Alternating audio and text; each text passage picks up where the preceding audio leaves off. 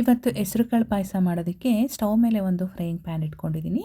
ಈ ಪ್ಯಾನ್ ಚೆನ್ನಾಗಿ ಹೀಟ್ ಆದಮೇಲೆ 1 ಕಪ್ಪಷ್ಟು ಹೆಸರುಕಾಳನ್ನು ಸೇರಿಸ್ಕೊಳ್ತಾ ಇದ್ದೀನಿ. ನಾನಿಲ್ಲಿ 1 ಕಪ್ಪಷ್ಟು ತೊಗೊಂಡಿದ್ದೀನಿ. ಯಾಕೆ ಅಂತ ಅಂದರೆ ಜಾಸ್ತಿ ಕ್ವಾಂಟಿಟಿಲಿ ಮಾಡ್ತಾಯಿದ್ದೀನಿ, ಹಾಗಾಗಿ 1 ಕಪ್ ತೊಗೊಂಡಿದ್ದೀನಿ.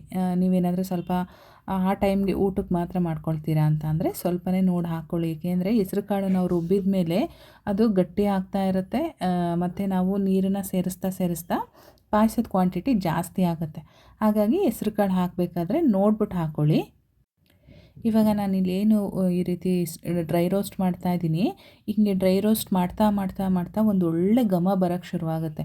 ಆವಾಗ ಎಲ್ಲದೂ ಕೂಡ ನೋಡಿ ಈ ರೀತಿ ಕಲರ್ ಚೇಂಜ್ ಆಗಿರುತ್ತೆ, ಸ್ವಲ್ಪ ರೆಡ್ಡಿಶ್ ಬಂದಿರುತ್ತೆ. ಈ ಟೈಮಲ್ಲಿ ನಮಗೆ ಹೆಸರು ಕಾಳು ಚೆನ್ನಾಗಿ ಹುರಿದಿದ್ದಾಗಿದೆ ಅಂತ ಹೇಳ್ಬಿಟ್ಟು ಇವಾಗ ಸ್ಟವ್ ಸ್ವಿಚ್ ಆಫ್ ಮಾಡಿಕೊಂಡು ತೆಗೆದಿಟ್ಕೊಂಡಿರೋಣ. ಈ ಹೆಸರು ಕಾಳನ್ನು ನಾನು ಒಂದು ಬೌಲ್ಗೆ ಟ್ರಾನ್ಸ್ಫರ್ ಮಾಡ್ಕೊಂಡಿದ್ದೀನಿ.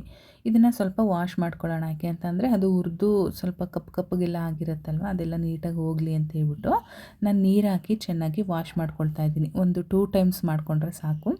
ಬಿಸಿ ಇದ್ದಾಗಲೇ ಮಾಡಿದ್ರೆ ತುಂಬ ಬಿಸಿ ಸುಡ್ತಾ ಇರುತ್ತೆ ಕೈಗೆಲ್ಲ, ನೋಡಿಬಿಟ್ಟು ಮಾಡ್ಕೊಳ್ಳಿ. ಯಾರಿಗೆಲ್ಲ ಎದೆ ನೋವಿರುತ್ತೋ, ಗ್ಯಾಸ್ಟ್ರಿಕ್ ಪೇಯ್ನ್ ಇರುತ್ತೋ ಅಂಥವ್ರಿಗೆಲ್ಲ ತುಂಬಾ ಒಳ್ಳೆಯದು, ತುಂಬಾ ಕೂಲಿಂಗ್ ಎಫೆಕ್ಟ್ ಕೊಡುತ್ತೆ. ಇವಾಗ ಚೆನ್ನಾಗಿ ತೊಳೆದಿದ್ದಾದಮೇಲೆ ನಾನಿಲ್ಲಿ 3/4 ಕಪ್ಪಷ್ಟು ತೆಂಗಿನಕಾಯಿ ತುರಿ ಸೇರಿಸ್ಕೊಳ್ತಾ ಇದ್ದೀನಿ ಒಂದು ಮಿಕ್ಸರ್ ಜಾರ್ಗೆ. ಹಾಗೆ ಇವಾಗ ನಾನೇನು ಹೆಸರು ಕಾಳು ಹುರಿದು ತೊಳೆದು ಎಲ್ಲ ಇಟ್ಕೊಂಡಿದ್ದೆ ಅಲ್ವಾ, ಅದನ್ನು ಕೂಡ ಸೇರಿಸ್ಕೊಳ್ತಾ ಇದ್ದೀನಿ. ಬೆಳಗ್ಗೆ ಟೈಮು ನೀವು ನೈಟ್ ಮಾಡಿಟ್ಟು ಬೆಳಗ್ಗೆ ಟೈಮ್ ಖಾಲಿ ಹೊಟ್ಟೆನಲ್ಲಿ ತೊಗೊಂಡ್ರಂತೂ ತುಂಬಾ ಒಳ್ಳೆಯದು ನಮ್ಮ ದೇಹಕ್ಕೆ. ಈ ರೀತಿ ಮಾಡಿ ಹಳ್ಳಿಗಳಲ್ಲೆಲ್ಲ ಇದೇ ಥರ ಮಾಡೋದು. ಮತ್ತು ನಾನಿಲ್ಲಿ ಒಂದು 3 ಏಲಕ್ಕಿನೂ ಕೂಡ ಸೇರಿಸ್ಕೊಂಡಿದ್ದೀನಿ. ಹಾಗೆ ರುಬ್ಬೋದಕ್ಕೆ ಎಷ್ಟು ನೀರು ಬೇಕಾಗುತ್ತೆ ನೋಡಿಕೊಂಡು ರುಬ್ಕೊಳ್ಬೇಕಾಗುತ್ತೆ. ಇದನ್ನು ಈ ರೀತಿಯಾಗಿ ನುಣ್ಣಗೆ ರುಬ್ಕೊಂಡು ಬಂದಿದ್ದೀನಿ.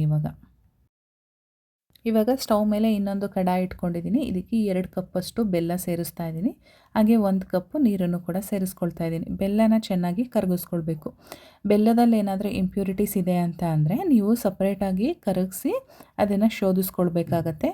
ಈ ಬೆಲ್ಲದಲ್ಲಿ ಏನೂ ಇರಲಿಲ್ಲ, ಹಾಗಾಗಿ ನಾನು ಡೈರೆಕ್ಟಾಗಿ ಕರಗೋದಕ್ಕೆ ಹಾಕಿದ್ದೀನಿ. ಇವಾಗ ನೋಡಿ ಬೆಲ್ಲ ಎಲ್ಲ ಚೆನ್ನಾಗಿ ಕರಗಿದೆ.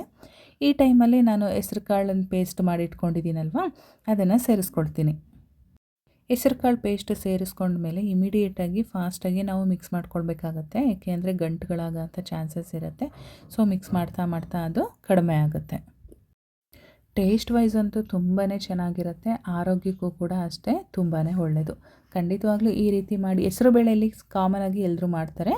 ಹೆಸರು ಕಾಳನ್ನು ಉಪಯೋಗಿಸಿ ಈ ರೀತಿ ಮಾಡೋದ್ರಿಂದ ತುಂಬಾ ಒಳ್ಳೆಯದು.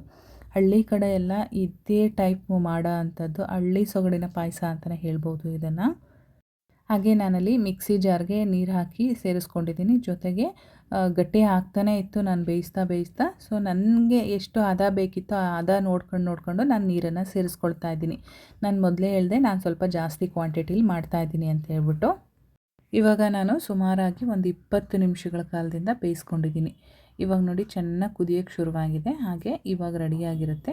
ಈಗ ನೋಡ್ತಾ ಇರ್ಬೋದು ಎಷ್ಟು ನಾನು ಕ್ವಾಂಟಿಟಿ ಮಾಡ್ಕೊಂಡಿದ್ದೀನಿ. ಹಾಗೆ ಎಷ್ಟು ಹದವಾಗಿ ನಮಗೆ ಎಷ್ಟು ತೆಳು ಬೇಕೋ ಅಥವಾ ಗಟ್ಟಿ ಬೇಕೋ ನೋಡ್ಕೊಂಡು ನೀರು ಹಾಕ್ಕೊಂಡು ಇಷ್ಟು ತೆಳು ಇದ್ದರೆ ಸಾಕು. ಮತ್ತು ಅದು ಆರಿದ ಮೇಲೆ ಇನ್ನೂ ಗಟ್ಟಿ ಆಗುತ್ತೆ. ಸೊ 20 ನಿಮಿಷ ನಾವು ಬೇಯಿಸ್ಕೊಳ್ಳೇಬೇಕು, 20ರಿಂದ 25 ನಿಮಿಷ. ಇವಾಗ ರೆಡಿಯಾಗಿದೆ ಹೆಸರು ಕಾಳು ಪಾಯಸ. ಬಿಸಿದು ಚೆನ್ನಾಗಿರುತ್ತೆ, ತಣ್ಣಗಾದ್ಮೇಲಂತೂ ಇನ್ನೂ ತುಂಬ ಚೆನ್ನಾಗಿರುತ್ತೆ. ಖಂಡಿತವಾಗ್ಲೂ ಮನೆಯಲ್ಲಿ ಮಾಡಿ ಆರೋಗ್ಯವಾಗಿರ್ತಕ್ಕಂಥ ರೆಸಿಪಿ ಇದು. ಈ ರೆಸಿಪಿ ಎಲ್ಲರಿಗೂ ಇಷ್ಟ ಆಗಿದ್ದರೆ ವಿಡಿಯೋಗೊಂದು ಲೈಕ್ ಮಾಡಿ, ಹಾಗೆ ಶೇರ್ ಮಾಡಿ. ಇನ್ನೂ ಸಬ್ಸ್ಕ್ರೈಬ್ ಮಾಡ್ಕೊಂಡಿಲ್ಲ ಚಾನಲ್ಗೆ ಅಂತ ಅಂದರೆ ದಯವಿಟ್ಟು ಸಬ್ಸ್ಕ್ರೈಬ್ ಮಾಡ್ಕೊಳ್ಳಿ. ಫೇಸ್ಬುಕ್ಕಲ್ಲಿ ನೋಡ್ತಾ ಇರೋರು ಫಾಲೋ ಮಾಡೋದಂತೂ ಮರಿಬೇಡಿ. ನಾನು ಮತ್ತೆ ಸಿಗ್ತೀನಿ ಮುಂದಿನ ವಿಡಿಯೋದಲ್ಲಿ. ಅಲ್ಲಿವರೆಗೂ ಥ್ಯಾಂಕ್ ಯು.